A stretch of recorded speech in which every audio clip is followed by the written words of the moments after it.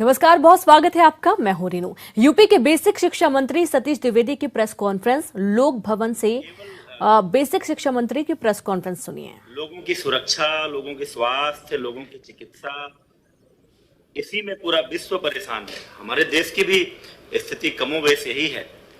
लेकिन इसी परिस्थिति में, इसी दौरान ये अपने आप में ऐतिहासिक घटना होगी। शायद कोई दूसरा उदाहरण ऐसी विकट परिस्थिति में कभी नहीं मिलेगा कि एक तरफ इतनी बड़ी महामारी, उससे इतने बड़ी प्रदेश में उससे निपटने की कार्य योजना, चिकित्सा और स्वास्थ्य की पूरी व्यवस्था, राहत की पूरी व्यवस्था, लेकिन उसी दौरान प्रदेश के गरीब, मजदूर, किसान और जन सामान्य के बच्चे जिन स्कूलों में पढ़ते हैं, बेसिक शिक्षा से जुड़े हुए स्कूल, उनमें गुणवत्तापूर्ण शिक्षा उपलब्ध कराने की दृष्टि से और उत्तर प्रदेश के जो नौजवान हैं, जो शिक्षित नौजवान भी बड़ी संख्या में हैं, उनको 69,000 ऐसे नौजवानों को रोजगार उपलब्ध कराने के लिए भर्ती प्रक्रिया चल रही थी, सुचारू रूप से अंतिम चरण में थी।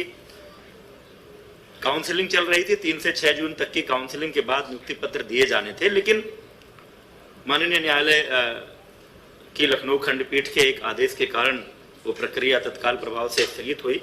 हम डबल बेंच में अपील में गए हैं। जैसा सुनवाई पूरी हो चुकी है, फैसला रिजर्व है, जैसा माननीय न्यायालय का आदेश होगा तदनुरूप कार्रवाई करेंगे। लेकिन इस बीच अनावश्यक राजनीति करते हुए, प्रदेश के नौजवानों के संवरते हुए भविष्य से खिलवाड़ करते हुए, इस पूरी भर्ती प्रक्रिया को बाधित करने की मंशा से भर्ती ना होने पाए, क्योंकि अपने आप में ऐतिहासिक घटना है। ऐसी परिस्थिति में भर्ती करना, ऐसा करने से योगी सरकार की संपूर्ण देश में एक अलग तरह की छवि बनने वाली है, बन रही है। उसको बाधित करने के लिए राजनीतिक मंशा से कई सारी बातें कही गई हैं, कई सारे आरोप लगाए गए हैं, कई प्रश्न आए हैं पब्लिक डोमेन में, मीडिया के माध्यम से भी, अन्य माध्यमों से भी। इसलिए हमने ये उचित समझा कि ऐसे प्रश्नों का उत्तर आप सभी के सामने सामूहिक रूप से आना चाहिए। उन्हीं बिंदुओं को लेकर आपके बीच है। एक तुरंत का जो ज्वलंत मामला इस सहायक शिक्षक भर्ती परीक्षा में, प्रयागराज का एक विद्यालय जो उस भर्ती परीक्षा में केंद्र था, उस केंद्र, उसके जो प्रबंधक और उससे जुड़े हुए एक गिरोह जो धोखाधड़ी के काम में लिप्त रहता है, उसको लेकर एक मामला आया था। मामला यह है कि राहुल नाम के एक शिकायतकर्ता ने मई 2020 में यह शिकायत दर्ज कराई कि फरवरी 20 में किसी ने उसको भर्ती करवाने के लिए।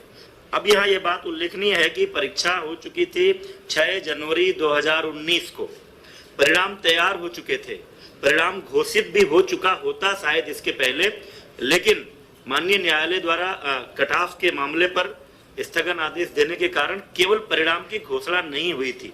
इस बीच इतने दिनों बाद, जनवरी 19 के बाद मई 2020 में शिकायतकर्ता राहुल की शिकायत आई कि फरवरी 2020 में किसी ने उनको इस भर्ती करवाने के लिए, इस भर्ती में पैसे लिए। तब तक परीक्षा संपन्न हो चुकी थी, परिणाम तैयार हो चुका था। मामला माननीय उच्च न्यायालय में लंबित होने के कारण केवल परिणाम की घोषणा नहीं हुई थी। इसलिए फरवरी 20 से मई 20 में किसी लेन देन के कारण परीक्षा के परिणाम पर प्रभाव नहीं पड़ने वाला था। परंतु फिर भी शिकायतकर्ता की शिकायत को गंभीरता से लेते हुए तत्काल प्रयागराज पुलिस ने कार्यवाही की और शिकायतकर्ता द्वारा दी गई सूचना के आधार पर डॉक्टर KL पटेल, जो किसी प्राथमिक स्वास्थ्य केंद्र में चिकित्सक है, संतोष कुमार बिंद, जिसके लेखपाल होने की जानकारी आ रही है, तथा इनसे जुड़े हुए अन्य 11 लोगों को, कुछ को 6 जून को, कुछ को 8 जून को, कुल मिलाकर के 11 लोगों को गिरफ्तार किया गया। इनसे पूछताछ के आधार पर यह जानकारी मिली कि उक्त गिरोह चंद्रमा यादव, प्रबंधक, पंचम लाल आश्रम उच्चतर माध्यमिक विद्यालय प्रयागराज से 60 गांठकर उक्त विद्यालय में परीक्षा देने वाले परीक्षार्थियों की गैर कानूनी ढंग से मदद करता है और उसके बदले धन वसूली करता है।